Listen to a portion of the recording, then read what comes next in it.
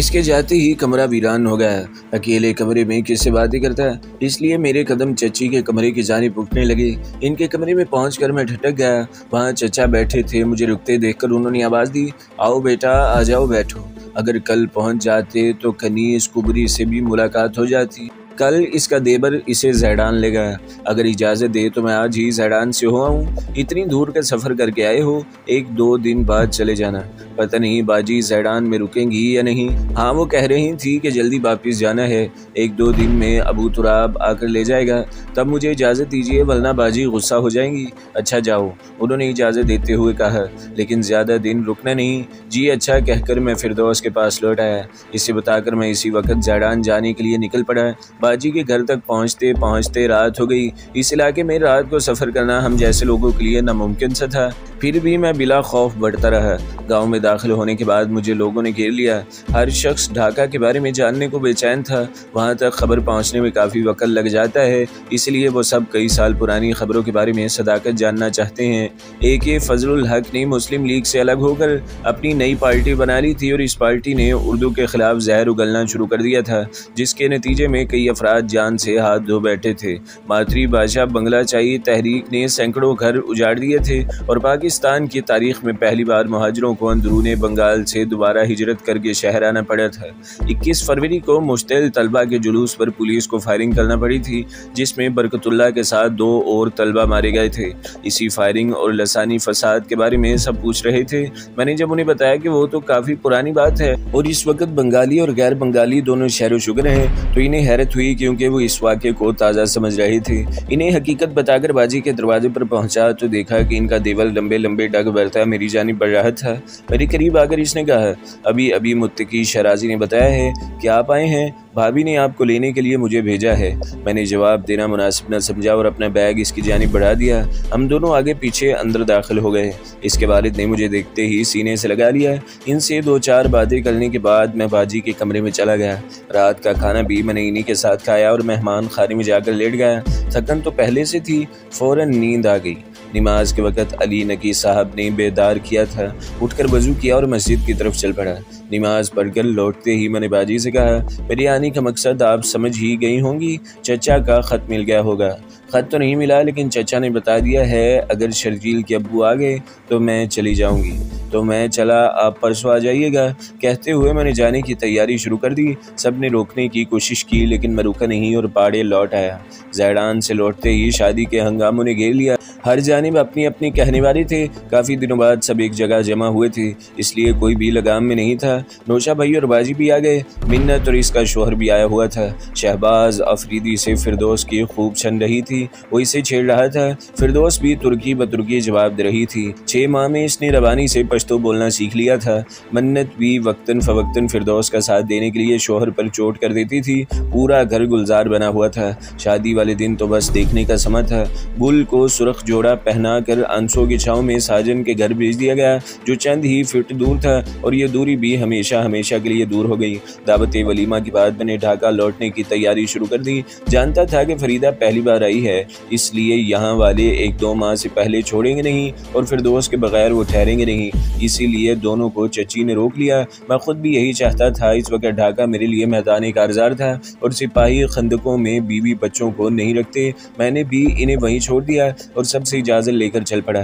कराची पहुंचकर मैंने PIA की सीट रिजर्व कराई। टिकट अगले दिन का मिला था। थकान मिटाने के लिए मैंने एक होटल में कमरा लिया था। शाम के वक्त रीगल सिनेमा के बाहर खड़ा पोस्टर देख रहा था कि किसी ने मेरे कांधे पर हाथ रख दिया। मैंने चौंक कर गर्दन घुमाई तो जुबैदा का मुस्कुराता चेहरा नजर आया, लेकिन मुस्कुराहट का पर्दा भी वक्त की छाप को छुपा लेने से कासिर था। 2.5 साल पहले जो चेहरा देखा था ये वो चेहरा नहीं था। चेहरे की शगुफ्तगी किस्सा पारीना बन चुकी थी। आंखों के गिर्द स्याह हल्के उभर आए थे। वो खिजार सीधा पत्ते की तरह जर्द हो रही थी। कैसे हो ज़ैगम, इसके लहजे में ज़माने भर का दर्द समोया हुआ था। ठीक हूँ, लेकिन तुम्हें क्या हो गया है? नासूर दिल में नासूर बन गया है, इसने फीकी हंसी हंसते हुए कहा। मैं समझ गया था कि वो क्या कहना चाहती है। तुम भूल क्यों नहीं जाती? इसने आह भर के कहा, कैसे भूल जाऊं, सरमाया हयात को भुलाया नहीं जाता, बुढ़ापे की छड़ी है, कहीं वो बड़ी पूरी सड़क पर रो न दे, इसी डर से मैंने कहा आओ किसी रेस्टोरेंट में बैठते हैं, इस बहाने कुछ खा पी लिया जाए। चलो वो मेरे साथ चल दी। एक साफ सुथरे रेस्टोरेंट के कैबिन में बैठते हुए मैंने कहा, तुम शादी क्यों नहीं कर लेती? इसने जवाब दिया, कर ली है। मुबारक हो, कब की? 2 साल हो गए और मुझे खबर तक नहीं दी। मेरा पता तो जानती थी, मैंने एयरपोर्ट पर लिखाया था, इस पते पर खत लिख देती। अपनी मौत की खबर मुर्दे नशर नहीं करते। वो शादी भी मेरी मौत थी। जुबैदा इसी दिन मर गई थी जिस दिन इसने 4 हरफी लफ्ज़ कबूल कहा था। तुम इतनी टूटी हुई क्यों हो? जिंदगी को माजी की कब्र में दफन मत करो, हंसी खुशी जीने की कोशिश करो। ये मशवरा तुम दे रहे हो, तुम जिसके लिए मैं खुशियाँ तेजदी हैं, नहीं ज़ग़म। इतने संग दिल न बनो, खुशियाँ हासिल करने की तरगीब न दो, वरना मैं मर जाऊँगी। गमों के सांसों के सहारे ही जीने दो मुझे। तुम भी अजीब लड़की हो, खुद ही रोग लगा बैठी हो। बाखुदा मुझे पता होता कि अली गोट की नन्ही मुन्नी गुड़िया मुझे दिल में छुपाए बैठी है तो मैं कभी शादी न करता। मैंने गलती की है, इसलिए तो अपने आप को खुद ही सजा दे रही हूँ। जो मिल गया इसे मुकद्दर समझकर समझौता कर लो, अपने शोहर को मायूस मत करो। शोहर, तुम नहीं जानते हो हम सिंधी सैयदों में पाबंदियों की कितनी बेड़ियाँ होती हैं। लड़कियाँ भेड़ बकरियों से ज़्यादा मजबूर हैं। पता नहीं कैसे बाबा सही तुम्हारे नाम पर राजी हो गए थे। शायद वक्ती जज्बा था। वो मुल्क नया नया बना था। सैकड़ों साल से तारीन कबूत की तरह फैली हुई बेहुदा रस्मों की जंजीरों को जज्बा हुब्बुल वतनी ने बिखेर दिया था और वो राजी हो गए थे, लेकिन तुम न मिले और मैं फरसूदा रस्मों की भेंट चढ़ा दी गई। जानते हो मेरा शोहर कौन है? कौन है? मेरे ताया हसन का बेटा। जब तुम पहली बार गोट गए थे इस वक्त वो 1 साल का था, मुझसे पूरे 12 साल छोटा है। रुखसती के लिए मुझे मजीद 2 साल इंतजार करना होगा। क्या ये गम कम है? मुझे इस मासूम सी लड़की पर तरस आने लगा। इसके गम को कम करने के लिए बोला, जुबैदा, इंसान की जिंदगी दुख सुख का मजमुआ है। दुख ना हो तो दुनिया जन्नत ना बन जाए। इम्तिहान में वही कामयाब होते हैं जो साबित कदम रहते हैं। तुम भी जिंदगी को इम्तिहान समझ कर गुजार लो। हाँ, यही तो कर रही हूँ। ये कहते हुए वो हाथ धोने के लिए बेसन की जानिब चली गई। वापिस आने के बाद इसने कहा, एक काम करोगे क्या? तुम मुझसे शादी कर लो। ये शादी खुफिया होगी, ना मैं किसी से कहूँगी और ना तुम कभी मुंह खोलना। भला ये कैसे मुमकिन है? जब भूख जागती है तो लोग चोरियां करते हैं, हम भी चोर रिश्ते इस्तवार करेंगे? ये गुनाह है। मैं फ़कीर बनकर आई हूँ। अगर मेरे कशकोल में तुमने भीख ना डाली तो कोई और डाल देगा। मेरी ज़रूरत पूरी कर दो। मैं अजीब मुखमसे में फंस गया था। ना जाए मानदन ना पाए रफ्तन वाला मामला था। कुछ देर सोचने के बाद मैंने कहा, मुझे सोचने के लिए कुछ वक्त दो। कल की फ़्लाइट से मैं ढाका जा रहा हूँ। वापसी की जल्द कोशिश करूँगा। ठीक है, लेकिन याद रखना, अगर मैं इस दरमियान भटक गई तो इसकी जिम्मेदारी तुम पर होगी।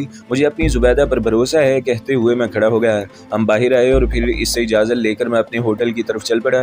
वो रात मुझ पर बहुत भारी थी। मेरी निगाहों के सामने 3 चेहरे गुडमुड हो रहे थे। कभी फिरदौस आकर खड़ी हो जाती और कभी इसे धकेल कर जुबैदा आ जाती और कभी जुल्फ़कार आकर खड़ा हो जाता। सुबह की अजान तक मैं खुद से लड़ता रहा।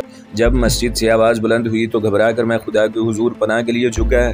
नमाज से फारिग होकर नाश्ता किया और एयरपोर्ट के लिए रवाना हो गया।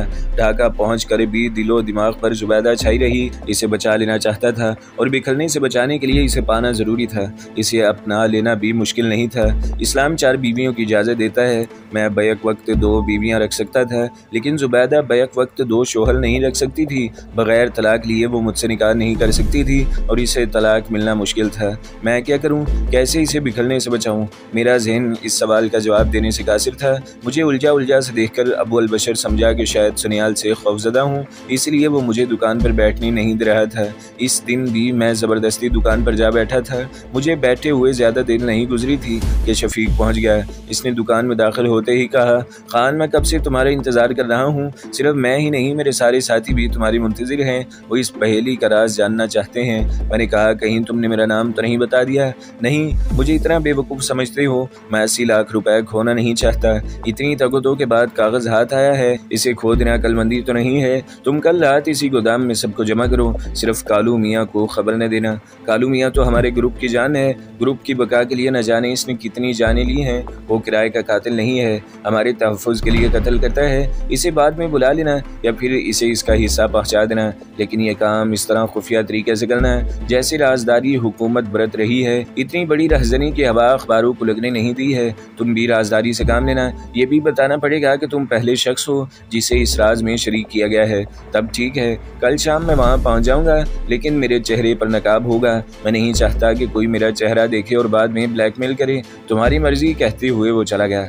नकाब की जिद्दत मैंने इसलिए पैदा की थी कि सुनियाल मुझे पहचान न सके। मैं सुनियाल को रंगे हाथों पकड़ना चाहता था और इसे पकड़ने के लिए अपने हाथ खून से रंगना ज़रूरी था। किसी को कत्ल करना गुनाह अजीम है, लेकिन ज़िंदगी बचाने के लिए नाकारा उज़ू को काटना भी ज़रूरी है। मुल्क की बका के लिए किया गया कत्ल नहीं होता, जिहाद होता है। मैदानी जंग में दुश्मन को कत्ल करना ज़रूरी है, इसलिए मैं भी कत्ल करने निकल पड़ा। बेबी टैक्सी पर सवार होकर कमलापुर पहुंचा। फील्ड मार्शल मोहम्मद अयूब खान के हुक्म से वहां नया रेलवे स्टेशन ज़ेरे तामीर था। इस स्टेशन का मॉडल देखने वाले अश कर उठते थे। एशिया का सबसे खूबसूरत स्टेशन बन रहा था। मॉडल बनाने वाले ने अपना फन सुमो दिया था। इसमें 2.5 किलोमीटर के रकबे में खुले हुए कबल के फूल जैसी इमारत तामीर हो रही थी। इस इमारत के अकब में झुग्गियों में एक झुग्गी कालू मियाँ की थी। इस झुग्गी के नज़दीक पहुंचकर मैंने आसपास का जायजा लिया। सही मुकाम की निशानदेही कोलतार से रंगे हुए बेड़े और टीन की शेड ने कर दी थी। जिस झुग्गी की निशानदेही हक्का के आदमी ने की थी, मैं ठीक इसी के सामने खड़ा हो गया। झुग्गी का दरवाज़ा बंद था। मैंने बंद दरवाजे पर दस्तक दी। अंदर हलचल सी महसूस हुई और फिर किसी औरत की आवाज़ सुनाई दी। कौन? मैंने जवाब में कहा, कालू मियाँ कहाँ हैं? अंदर से आवाज़ आई, नहीं, वो बाहर गए हैं। मैंने इत्मीनान की सांस लेते हुए कहा, दरवाज़ा खोले, आपसे 2 बातें करनी है। ठहरिए, खोलती हूँ। कुछ देर बाद दरवाज़ा खुल गया। एक सांवली सलोनी सी लड़की ने दरवाज़ा खोलते हुए कहा, आइए अंदर आ जाइए। मैंने झुग्गी में कदम रखते ही ताड़ लिया कि अंदर कोई मर्द भी है। मैंने कभी सिगरेट नहीं पिया था, इसलिए सिगरेट की बू फ़ौरन महसूस हो गई थी। लड़की ने झूठ क्यों बोला, ये जानने के लिए मैंने इसके चेहरे का जायज़ा लिया। मिट्टी के तेल के दिए की जर्द रोशनी इसके चेहरे पर पसीने की बूंदें चमक रही थी। गौर से देखने के बाद एहसास हुआ कि वो लड़की नहीं, औरत है। दुबलेपन की वजह से मैं धोखा खा गया था। इस दुबली पतली औरत का भरपूर निगाह से जायजा लेते ही मैं जान गया कि इसने जल्दबाजी में जिस्म पर साड़ी लपेटी है। आमतौर से बंगाली औरतें ब्लाउज नहीं पहनती, सिर्फ साड़ी से सत्रपोशी का काम लेती हैं। फिर भी इतने खूबसूरत ढंग से साड़ी बांधती हैं कि मुकम्मल सत्रपोशी हो जाती है। लेकिन इसके साड़ी बांधने का अंदाज जल्दबाजी का गुमाज था। कालू मियाँ कहाँ गया है? मैंने बंगला में सवाल किया। मुझे नहीं पता, लेकिन जाते वक्त कह गया था कि वो रात को नहीं आएगा। इसने भी बंगला में जवाब दिया। अभी इस कमरे में कौन था? मेरे सवाल पर इसका चेहरा बुझ गया। कोई नहीं, कोई भी तो नहीं था। इसने घबराए हुए लहजे में कहा, मैं तुम्हारा दुश्मन नहीं हूँ, तुम्हारे फायदे के लिए कह रहा हूँ। इसे सामने आने के लिए कहो। यकीन कीजिए, कोई नहीं था। देखो बीबी, इस झुग्गी में सिर्फ एक दरवाज़ा है और इस दरवाजे पर मैं खड़ा हूँ, जबकि अंदर सिगरेट की बू फैली है। तुम सिगरेट पीती हो? नहीं, क्योंकि अगर पीती होती तो जला हुआ सिगरेट हाथ में रहता या फिर यहीं कहीं पड़ा होता। लेकिन टुकड़ा गायब है, यानी वो इसके हाथ में है जो पी रहा है, बल्कि अब भी बुझा नहीं है। हल्की हल्की बू अब भी फैली हुई है। कालू मियाँ के अलावा कोई और है तो भी फिक्र न करो, मैं कालू मियाँ को नहीं बताऊंगा। हशमत, बाहर आ जाओ, इसने चारपाई के नीचे देखते हुए कहा। चारपाई के नीचे से एक मुखनी सा आदमी निकल आया। खौफ से इसका चेहरा जर्द था। मैंने इन्हें तसल्ली देने के लिए कहा, डरो नहीं, मैं तुम लोगों की मदद करूंगा। दरअसल कालू मियाँ मेरा दुश्मन है, मैं इससे बदला लेना चाहता हूँ। मैंने रुककर इनके चेहरों का जायजा लिया। मुरझाया हुआ चेहरा खिल उठा था। मेरा मनसूबा तकमील के मराहिल में दाखिल हो रहा था। इस दिन मुझे बुजुर्गों की इस कहावत पर यकीन आ गया कि जब हवा चलती है तो छोटे छोटे सुराखों के अंदर भी पहुंच जाती है। इस तरह जिस घर पे गुनाह का साया पड़ जाए, वहां पर 100 गुनाहों के पौधे लहलहा उठते हैं। मैंने ज़हन को दूसरी जानिब मोड़ते हुए सवाल किया, ये कौन है? मेरे गाँव का है, इसी से मेरी शादी होने वाली थी, लेकिन कालू मियाँ ने मेरे बाप को डरा धमका कर मुझे हासिल कर लिया। तुम इससे शादी करना चाहती हो? जी। और तुम? हशमत नाम है ना तुम्हारा? मैंने इस आदमी से पूछा। जी। तुम भी राजी हो? जी हाँ। तुम अगर मेरा एक काम कर दो तो मैं तुम्हें 5,000 रुपये दूंगा। 5,000? इसने हैरत भरे लहजे में कहा। क्या करना होगा? इसमें तुम्हारा भी फ़ायदा है। मैंने कुछ देर तवक्कुफ़ किया और फिर बोला, कालू मियाँ जब तक जिंदा है तुम इसी तरह चोरी छुपे आते रहोगे। अगर इसे ख़त्म कर दो तो ये हमेशा हमेशा के लिए तुम्हारी हो जाएगी और 5,000 रुपये भी मिलेंगे। इसने औरत की तरफ देखा। हाँ, हम इसे मार देंगे, वो मुझे बहुत मारता है। औरत बोली, लो ये 1,000 रखो, कल शाम फिर आऊँगा, लेकिन शाम तक इसे ख़त्म हो जाना चाहिए, काम हो जाएगा। और हाँ, तुम्हारा नाम क्या है? मेरा नाम जरीना है, औरत ने रुपए लेते हुए कहा।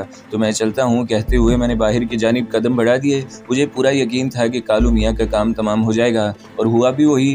11 बजे मुझे खबर मिली कि किसी ने कालू मियाँ को मार कर रेलवे लाइन पर फेंक दिया है। शाम में जब मैं जरीना से मिलने पहुँचा तो वो बहुत खुश थी, किसी भी रुख से गमज़दा दिखाई नहीं दे रही थी। कोई कह ही नहीं सकता था कि 4 घंटे कबल इसे बेवा बना दिया गया है। हशमत भी वहीं था। इसने मुझे देखते ही कहा, खान साहिब मैंने इसे ख़त्म कर दिया है, ला दे बाकी के पैसे। तुमने अकेले कत्ल किया है? हाँ, बहुत बड़ा गुंडा बनता था। मैंने पीछे से इसकी गर्दन पर एक दाव डाला, जैसा एक वजनी हथियार जिससे बांस काटते हैं, मारा और इसकी गर्दन झूल गई। वो यूं कह रहा था जैसे कोई कारनामा अंजाम दिया हो। किसी ने देखा तो नहीं? नहीं, दोपहर में इधर कौन जाता है? इसे तो मौत खींच कर ले गई थी। जा रहा था लोहा चोरी करने, मगर मैंने इसे जहन्नम का रास्ता दिखा दिया। ये लो मजीद 5000 रुपये, 1000 इनाम का है। इसे रुपए देकर मैं बोनोग्राम लौट गया। घर पहुंचकर सर पर चढ़ाने के लिए छोटे तकिए का गिलाफ लिया और इसमें आंखों की जगह 2 सुराख कर लिए। कैंची से नाक और मुंह की जगह भी बना ली और घर से निकल पड़ा। सीधा अपने थानेदार दोस्त के पास पहुंचा और इसे स्कीम बता दी। फिर वहां से गुलिस्तान पहुंचा, बेबी टैक्सी ली और मीरपुर की तरफ चल पड़ा। इस वक्त तक मीरपुर आबाद नहीं हुआ था। दूर दूर तक खेत खलियान फैले हुए थे। फिर मुहाजिरों के लिए 100 गज के प्लाटों पर छोटे छोटे एक एक कमरे के मकान तामीर किए जा रहे थे। कॉलोनी को पार करता हुआ मैं प्लॉबी के कोल्ड स्टोरेज तक जा पहुंचा। इसी कोल्ड स्टोरेज को कुनाई सनियाल अड्डे के तौर पर इस्तेमाल कर रहा था। नज़दीक पहुंचते ही मैंने तकिए के गिलाफ को निकाला और अपने सर पर मुंड लिया। फिर दरवाजे को धकेल कर अंदर दाखिल हो गया। इस बड़े से हॉल में बिछी चिटाई पर कनाई सनियाल, शफीक, आरती और सुनील बैठे थे। इनमें से कनाई और सुनील की मैं पिटाई कर ही चुका था। आरती से मुझे खार थी ही और शफीक की भी खबर लेना चाहता था। मुझे यकीन था कि मैं अकेला इन सब पर भारी पड़ूंगा। आप सब तैयार हैं? हाँ, सुनील ने जवाब दिया। मेरी तेज निगाहों ने भांप लिया था कि कुनाई मेरी आवाज़ सुनते ही चौंक गया है, इसलिए मैंने कम से कम बोलने का सोच लिया है। सुनील साहब, अब आप तारिक की रूह को बुलाएं ताकि इसके सवालात हल हो जाएं। क्या नाम है तुम्हारा? कुनाई सनियाल ने पूछा। सनियाल, मैं एक इज़्ज़तदार ताजिर हूँ। ये मेरा पहला और आखिरी जुर्म है, इसलिए मुझे पर्दे में रहने दो।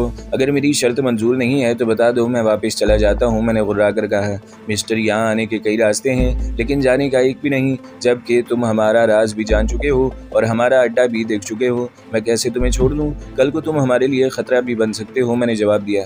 खतरा तो तुम्हें मोल लेना ही होगा, लेकिन यकीन रखो मैंने इस काम में तजस्सुस की वजह से हाथ डाला है। मुझे रूहों से बात करने का शौक है। फिर इतनी बड़ी रकम भी मिल रही है जिसे लेकर मैं हमेशा हमेशा के लिए इस मुल्क से चला जाऊंगा।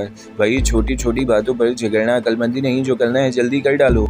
आरती बोली उठी। फिर इसने मुझसे कहा, तुम्हें यकीन है कि तुम इसका सही जवाब दे दोगी? मैंने मुस्कुराते हुए कहा, पहेली की गहराई को अच्छी तरह समझने के बाद ही तो मैंने तुम लोगों की मदद करने की ठानी है। मेरे जवाब पर आरती ने मुतमईन होकर सुनील से कहा, प्लान शेड बोर्ड निकालो। ठहरो, मैंने कहा। शफीक के जरिए मैंने एक पैगाम भेजा था, क्या इसे तुम लोगों ने पूरा कर दिया? आरती ने जवाब दिया, हाँ, आज सुबह ही हमने 20-20 हज़ार रुपए तारिक की बीवी को दे दिए हैं। मैंने सब पर नज़र डाली और फिर बोला, एक बात और रह गई। सुनील ने पूछा, कौन सी बात? मैंने जवाब में कहा, नोट छापने के बाद इनका बंटवारा। बंटवारा? सुनील ने चौंक कर पूछा। बंटवारे के बारे में तुम क्या कहना चाहते हो? पूरी रकम में से 1 करोड़ लूँगा। मैंने कहा। 1 करोड़? सुनील ने कहा, यानी हम सब के हिस्से में 60-60 लाख और तुम अकेले 1 करोड़? बोर्ड इस वक्त मेरे घर में है, मुआहदा मेरी शराइत पर होगा। चलो, हमें मंजूर है, आरती बोली। सुनील ने प्लान शेड बोर्ड बिछा कर कहा, अब आप सब खामोश होकर बैठे। और फिर इसने आरती का हाथ पकड़कर प्लान शेड बोर्ड पर रखा। कुछ ही देर में इसका चेहरा सुर्ख हो गया, गले की नसें तन गई और फिर इसकी जुबान से तारिक के अल्फाज फिसलने लगे। क्या तुम लोगों ने मेरी शर्त पूरी कर दी है? हाँ, तुम्हारी बीवी को 80,000 रुपए दे दिए हैं। सुनील ने कहा। मैं दूसरी शर्त के बारे में पूछ रहा हूँ, इसके बारे में हमारा नया साथी बताएगा। सुनील के खामोश होते ही मैंने कहा, मैंने तुम्हारी दूसरी शर्त भी पूरी कर दी है। आज सुबह तक कालू मियाँ की बीवी सुहागन थी, मगर अब बेवा हो गई है। मर्डर कालू मियाँ का हुआ है, मगर मरी है सुहागन। बहुत खूब, तो सुनो, यहाँ से 2 मील मस्जिद की जानिब चले जाओ। वहाँ तुम्हें एक सूखा तालाब मिलेगा। आधा हाथ आगे जाओ, 5 हाथ पीछे आओ, तुम्हें वैन मिल जाएगी। जो कहना है सीधी तरह बताते क्यों नहीं? सुनील ने चिल्लाकर कहा। रोब मत डालो, अब तुम गैंग लीडर नहीं हो और ना मैं तुम्हारा मातहत हूँ, इसलिए खामोश रहो। मैंने जल्दी से कहा, अब इसे लौटा दो सुनील, मैं इस पहेली को भी समझ गया हूँ। सुनील ने इसे चले जाने के लिए कहा। कुछ देर में आरती उठकर खड़ी हो गई। तारिक की जानिब से इत्मीनान होते ही मैंने जेब में हाथ डाला और पुलिस वाली सीटी निकालकर जोर से बजाई। कोई फ़ायदा नहीं खान, मैंने तुम्हें देखने से पहले ही पहचान लिया था। इतना बेवकूफ़ नहीं हूँ कि कोई अजीब सी शर्त पेश करे और मैं इस पर यकीन कर लूँ। किसी को साथ लेने से पहले ही मैं इसका बैकग्राउंड जानने की कोशिश करता हूँ। तुम्हारी शर्त सुनकर मैंने तुम्हारी कवाइफ जमा करने के लिए अपने ख़ास आदमियों को लगा दिया था और जब उन्होंने तुम्हारा नाम लिया तो मैं खुश हो गया। पुराना हिसाब चुकाना ज़रूरी था। तुम्हारी ये हसरत दिल में ही रह जाएगी, मैंने मजबूत लहजे में कहा। इस 2 पैसे की सीटी पर भरोसा कर रहे हो। जिन्हें तुम बुलाना चाहते हो वो तो कब के भटक कर पाड़ा पहुंच गए होंगे। मेरे आदमी इसी काम के लिए बाहर फैले हुए थे। अब तुम भी तैयार हो जाओ, मैं तुम्हारा कीमा बनाना चाहता हूँ।